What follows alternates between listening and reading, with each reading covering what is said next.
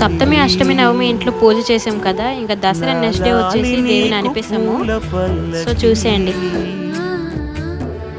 అలసిన కళ్ళకి సొలసిన కాళ్ళకి